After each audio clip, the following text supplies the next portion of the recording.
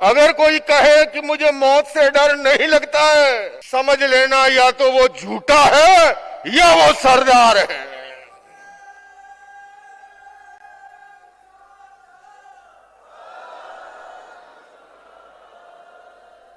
सिख कौम एक बहादुर कौम है, जिन्होंने हिंदू धर्म को बचाने के लिए, इस देश की आन बान और शान के लिए अपना सर्वस्व निछावर कर दिया। इसलिए उस बहादुर कौम के बीच में आकर के मैं गर्व की अनुभूति करता हूं और आप सबको जो है मैं बधाई साधुवाद क्या दूं। 1-1 लाख लोगों का लंगर आज भी प्रतिदिन जो है वो सिख कौम के द्वारा चलाया जा रहा है। वो पूरी दुनिया के सामने एक नजीर है और सबसे बड़ी बात, उसमें कोई भेद नहीं है, न कोई जाति का है, न कोई धर्म का है, न कोई संप्रदाय का है। और भला हो भी क्यों, आज मुझे इस मंच पर आकर के लगता है कि मैं अपने परिवार के बीच में आया हूं।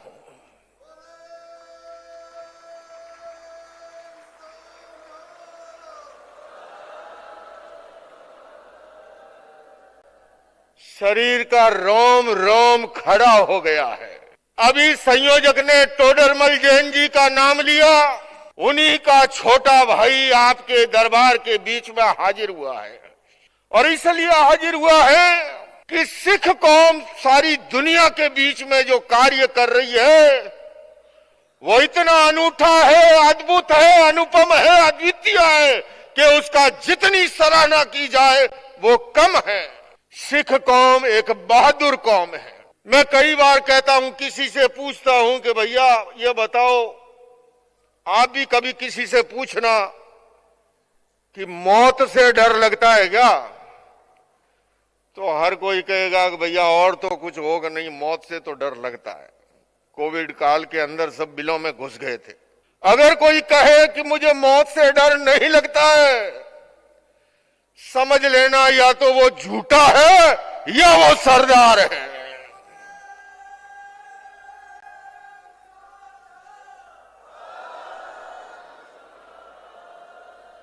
दुनिया भर से लोग भारत की राजधानी दिल्ली आते हैं, इंडिया गेट पर भी जाते हैं। सिंह साहिब वहां खड़े होकर के फोटो भी खिंचवाते हैं। किंतु मैं दुनिया को निवेदन करना चाहता हूं कि आपको पता है उस इंडिया गेट पर बहादुरों के जो नाम उकेरे गए हैं उसमें से 75% नाम सिख कौम से आते हैं। ये वो बहादुर कौम है जिन्होंने इस देश की रक्षा के लिए, जिन्होंने हिंदू धर्म को बचाने के लिए, इस देश की आन बान और शान के लिए अपना सर्वस्व निछावर कर दिया। इसलिए उस बहादुर कौम के बीच में आकर के मैं गर्व की अनुभूति करता हूं और आप सबको जो है मैं बधाई साधुवाद क्या दूं। जब कोविड काल आया था उस समय सबसे अधिक सेवा अगर किसी ने की, सबने अपने अपने ढंग से की। मेरे जैन समाज ने भी की, अहिंसा विश्व भारती संस्था ने भी की, विश्व शांति केंद्र ने भी की। पर मुझे ये कहने में कोई संकोच नहीं है, 1-1 लाख लोगों का लंगर आज भी प्रतिदिन जो है वो सिख कौम के द्वारा चलाया जा रहा है। वो पूरी दुनिया के सामने एक नजीर है और सबसे बड़ी बात, उसमें कोई भेद नहीं है, न कोई जाति का है, न कोई धर्म का है, न कोई संप्रदाय का है। और भला हो भी क्यों, गुरुदेव जी की जो शिक्षा है, अवल अला निरुपया कुदरत के सब बंदे, एक नूर ते सब जग उपजा, कौन भले कौन मंदे। ये गुरु नानक देव जी की शिक्षा, ये गुरु ग्रंथ साहब की शिक्षा। और आज सारी दुनिया के सबसे बड़ी समस्याओं में अगर कोई समस्या है वो है ग्लोबल वार्मिंग की। आज हमारे स्वामी चिदानंद सरस्वती जी को यहां होना था हिंदू धर्म की ओर से, वो होते और आनंद आता। पर यह ग्लोबल वार्मिंग के कारण ये क्लाइमेट चेंज के कारण, ये जलवायु परिवर्तन के कारण, ये पर्यावरण प्रदूषण के कारण विमान दिल्ली से तो चला था, पर अमृतसर के अंदर फेरी लगा करके वापस दिल्ली जाना पड़ा। गुरु नानक देव जी ने उस ग्लोबल वार्मिंग की समस्या का समाधान भी गुरु ग्रंथ साहब के अंदर और कहा है, पवन गुरु पानी पिता माता धरत महत। आज दुनिया गुरु ग्रंथ साहब की शिक्षाओं को अगर आत्मसात कर ले, और खासकर आज की जो कॉन्फ्रेंस है, आज का ये जो सम्मेलन है, और सबसे बड़ी बात है इस सम्मेलन में मैं पुनः अकाल तख्त साहब का आभार व्यक्त करता हूं कि उन्होंने सबको एक मंच पर आमंत्रित किया है। हिंदू, मुस्लिम, सिख, ईसाई, जैन, बौद्ध, यहूदी, ब्रह्म कुमारी, बहाय, कौन सा ऐसा धर्म है जो यहां पर उपस्थित नहीं है। और मैं सबसे कहना चाहता हूं कि आओ मिलकर आपस में बात, आओ मिलकर बैठे आपस में बात करें, आओ मिलकर बैठे आपस में बात करें, 4 कदम ही सही चलने का साथ करें। यो तो दूरी से दूरी बढ़ती जाएगी, कभी तो हम खुद से खुद की मुलाकात करें। हम आभारी हैं सिंह साहब आपके कि आपने सारे भाइयों को साथ बिठाया है, और इस समय दुनिया को इसकी जरूरत है, इंटरफेथ डायलॉग की। हम देख रहे हैं यूक्रेन और रशिया का युद्ध चल रहा है, वर्षों से चल रहा है, मासूम बच्चे मारे जा रहे हैं, पूरे विश्व की इकोनॉमी प्रभावित हो रही है। उधर इजराइल और फिलिस्तीन का युद्ध चल रहा है, न जाने कब विश्व युद्ध छिड़ जाए। समूची मानवता के सामने संकट के इस समय में हमारे अकाल तख्त ने इस मुद्दे को हाथ में लिया, और मैं यहां से इस पवित्र प्रांगण से भारत सरकार को भी निवेदन करना चाहता हूं। आज भारत की आवाज दुनिया सुनती है, आप लीड लीजिए और इस युद्ध को रुकवाइए। अरे भला बाद में भी क्या होगा, जब युद्ध खत्म होगा बातचीत की टेबल पर आएंगे, तो भला पहले ही बातचीत की टेबल पे क्यों ना आ जाए।